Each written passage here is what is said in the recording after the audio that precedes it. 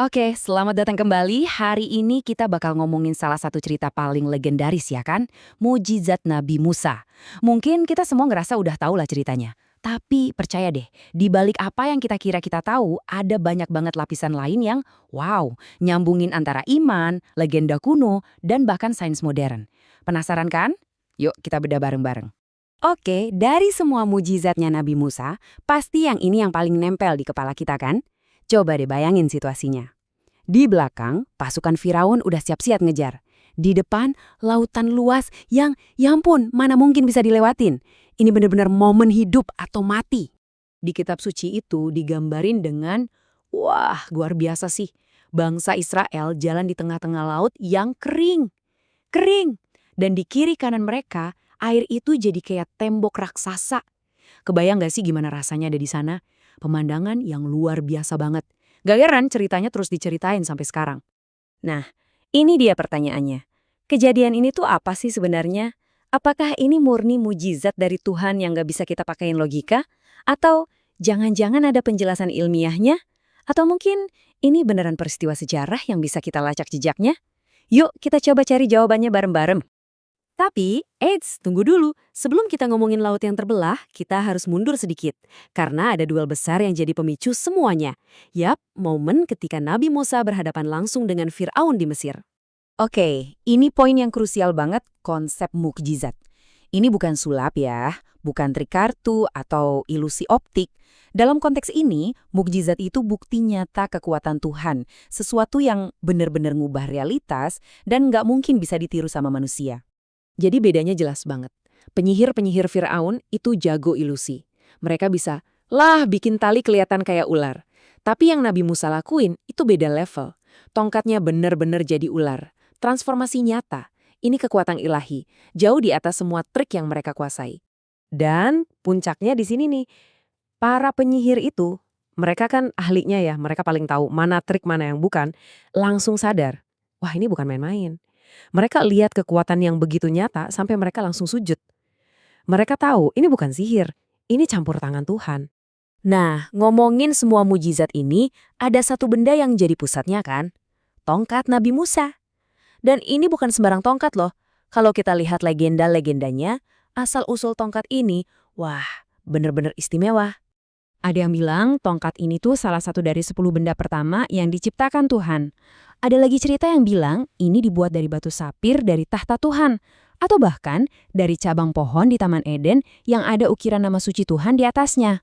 Pokoknya semua cerita ini nunjukin kalau tongkat ini bukan barang sembarangan. Dan perjalanannya juga gak kalah epik.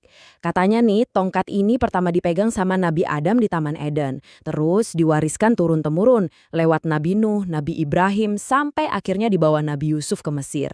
Setelah ganti-ganti pemilik, akhirnya sampailah ke tangan Nabi Musa.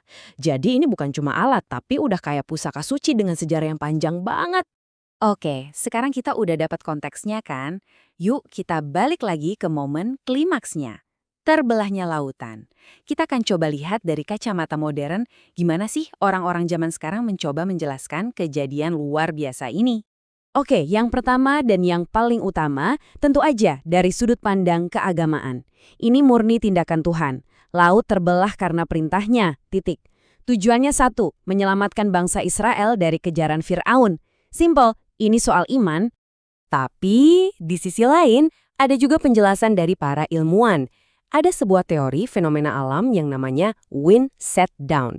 Penting ya, teori ini bukan buat menyangkal keajaibannya, tapi lebih ke mencoba mencari tahu kira-kira ada nggak ya mekanisme alam yang bisa bikin kejadian kayak gini? Cara kerjanya gini, simpelnya. Bayangin ada angin kencang banget, bener-bener kenceng, niup semalaman di atas perairan yang nggak terlalu dalam. Nah, angin ini saking kuatnya bisa mendorong air ke satu sisi, bikin air di sisi lain jadi surut banget.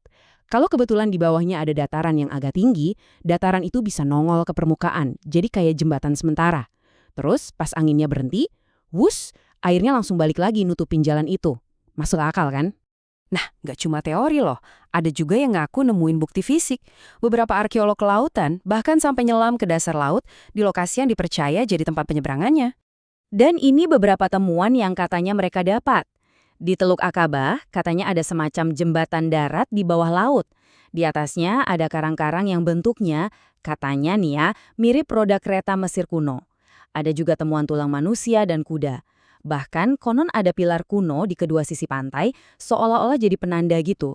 Tapi perlu kita garis bawahi, semua temuan ini masih jadi perdebatan panas, belum final. Tapi tetap aja kan, menarik banget buat dibahas. Jadi, mau kita lihat dari sisi iman, sains, atau sejarah, ada satu hal yang nggak bisa dibantah. Cerita ini udah bertahan ribuan tahun. Warisannya kuat banget. Bahkan, soal tongkatnya Nabi Musa tadi, ceritanya nggak berhenti di situ. Ada beberapa kepercayaan yang bilang kalau tongkat itu sebenarnya masih ada, disembunyiin di suatu tempat, dan suatu saat nanti bakal muncul lagi sebagai tanda-tanda akhir zaman. Jadi, ceritanya masih berlanjut.